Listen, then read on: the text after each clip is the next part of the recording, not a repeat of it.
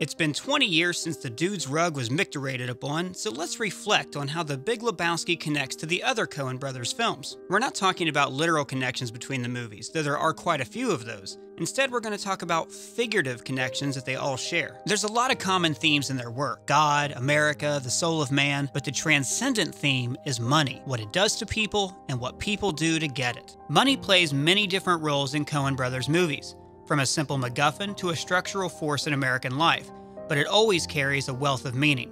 Be warned, spoilers for several Coen Brothers movies follow.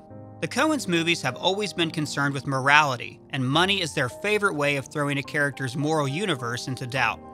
In No Country for Old Men, protagonist Llewellyn Moss sets himself on the road to his own ruin when he takes $2 million from a drug deal gone wrong. As if we would ever dream of taking your bull money! The film's villain, Anton Chigurh, has no interest in money. Take you to an ATM, there's 14 grand in it. And everybody just walks away. An ATM? Chigurh is amoral and literally leaves his victim's fate to the flip of a coin. In his own way, he's incorruptible. Llewellyn represents the generosity and corruptibility of humanity. A Serious Man's Larry Gopnik faces many of the same moral crises. Larry experiences a series of cosmic setbacks throughout the movie, from a divorce to financial problems to his mentally ill brother. These lead him to think that the universe is punishing him without reason, that there's no moral law to the universe. We can't ever really know what's going on. The film's climax is the first time we see him being directly punished for a single action, when he agrees to take a bribe from a student and immediately receives an ominous phone call from his doctor. Phone's ringing, dude. Thank you, Donnie. In The Lady Killers, a gang of criminals rob a riverboat casino by burrowing a tunnel from the basement of Mrs. Munson, an elderly church-going woman. Mrs. Munson discovers the robbery and threatens to turn them in if they don't return the money and accompany her to church. The gang rejects this righteous path and attempts to murder her. But, one by one, the universe punishes their greed. In the end, Mrs. Munson donates the money to her favorite Bible college, Bob Jones University. In Intolerable Cruelty, divorce lawyer Miles Massey and gold digger Marilyn Rexroth use the institution of marriage not for love, but for money. Despite their worst intentions, they fall in love, but still distrust each other. Their prenuptial agreement is a symbol of the money that divides them. In the end, Massey surrenders his need for money by signing the prenup, and Marilyn follows by destroying the document so they will be free to love one another. In Raising Arizona, Nicolas Cage's High was a two-bit criminal until he fell in love with Holly Hunter's Ed. He ends his pursuit of easy wealth to marry her and start a family. For them, children are the ultimate prize, not money. High's poverty is symbolized by his sterility, while the wealthy Nathan Arizona is so fertile his wife gives birth to quintuplets. High resorts to stealing one of the babies, Nathan Jr., who becomes the symbol for money and a better life. Two escaped convicts, Gail and Yvel, only see the baby for his monetary value and attempt to sell him on the black market, while High and Ed love Nathan Jr. unconditionally. The film ends with High's dream sequence, where he and Ed are elderly and preside over a large, prosperous family. Miller's Crossing takes place in the criminal underworld, where money and power are constantly competing with personal loyalties. Protagonist Tom Reagan stands out from the usual Coen Brothers hero by choosing loyalty over money. The only way for Tom to help his boss, Leo, is to break ties with him. But his loyalty to Leo also prevents him from aligning with rival boss Johnny Casper. The only character who abandons his loyalties is Bernie Birnbaum, who takes advantage of Casper and blackmails Tom even after Tom spares his life. It's his greed that sets the entire plot into motion. It's also, of course, his ultimate downfall. Look at your heart. What hurt? Money also acts as the corrupter of Burn After Reading's Linda Litsky, but here it takes on another meaning as well. Linda and fellow moron Chad Feldheimer attempt to blackmail a CIA operative to pay for Linda's expensive plastic surgery. I have gone just about as far as I can go with this body. She hopes this will allow her to escape the mundanity of her life and prove her self-worth. It ends, unsurprisingly, without any money changing hands and several people dead. Here, the temptation is a materialistic avenue to a better life, not just money for money's sake. In the noir homage The Man Who Wasn't There, Billy Bob Thornton's Ed Crane faces a similar existential dilemma. He wants to move beyond his stifling existence as a small-town barber by blackmailing his wife's boss and lover, which in classic Coen Brothers fashion goes horribly wrong for all involved. Ed's belief that he can find salvation through money destroys his own life and those of the people around him. Fargo's Jerry Lundegaard goes down a similar path. Jerry tells criminals Carl and Gare that he's looking for an $80,000 ransom from his father-in-law because he's in a bit of trouble. In reality, Jerry requests $1 million, which he hopes to use to make a land investment. Our theory is that Jerry isn't even in financial trouble. He just wants the money so that he can transform his miserable life. Needless to say, it ends in disaster.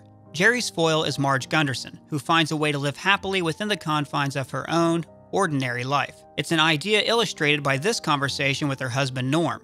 3-cent stamp. You're a mallard? Yeah. Oh, that's terrific. People don't much use the 3-cent. Oh, for peace, of course they do. Whenever they raise the postage, people need the little stamps.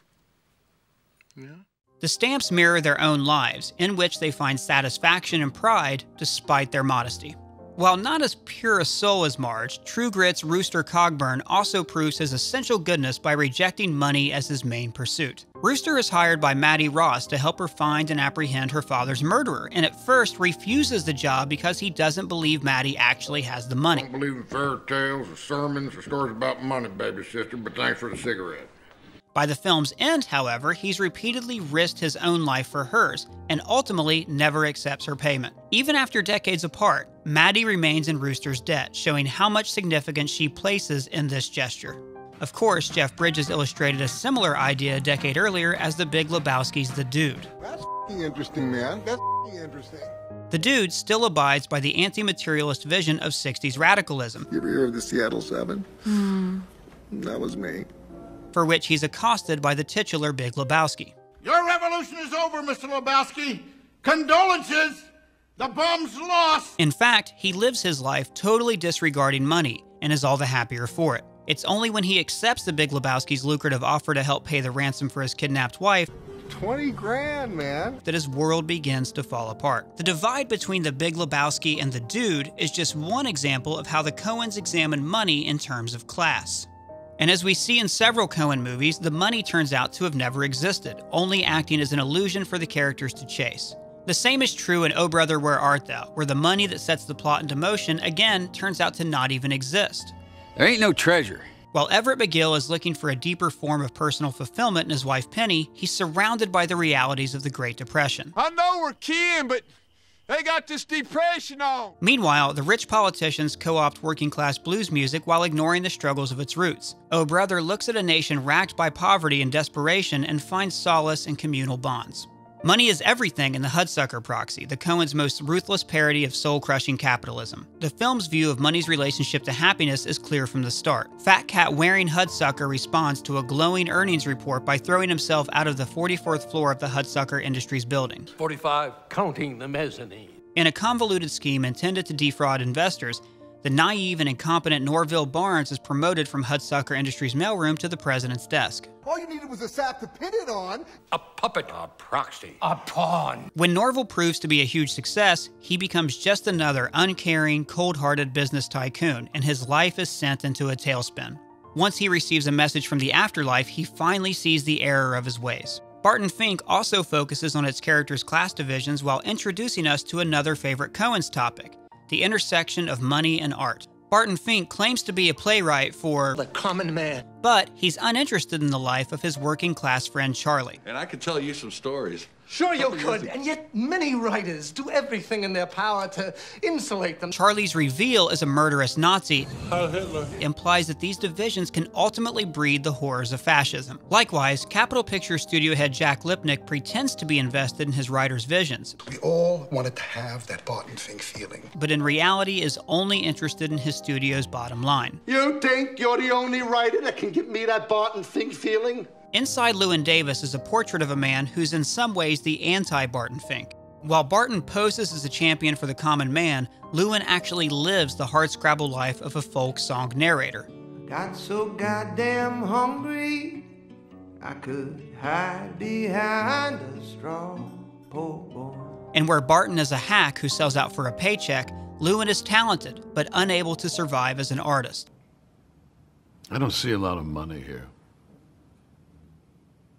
He turns down a chance for royalty payments for what eventually becomes a hit song to make quick money, partly because of his low opinion of the song in question. Hey, look, I'm happy for the gig, but who wrote this? I did. Lewin is partially responsible for his own failures, but he's also the victim of a community that prefers bland and marketable rather than true and meaningful.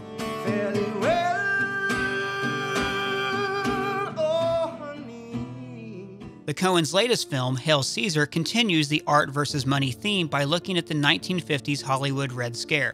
So it's commies.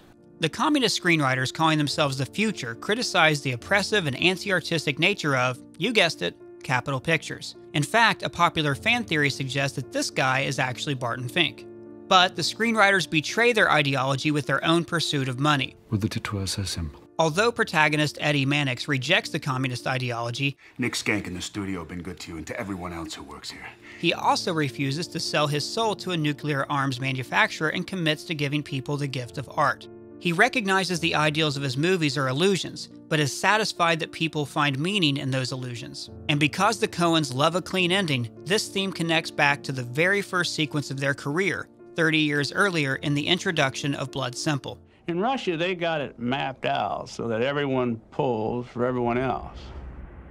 That's the theory, anyway. It's the beginning to a movie where money leads to murder and betrayal. The hitman Visser kills his employer Marty for his money and ends up being killed himself while tying up loose ends. It's a forecast of how the idea that the money-fueled American dream isn't a true avenue to happiness would come to dominate the filmmakers' legendary careers. And for what? For a little bit of money.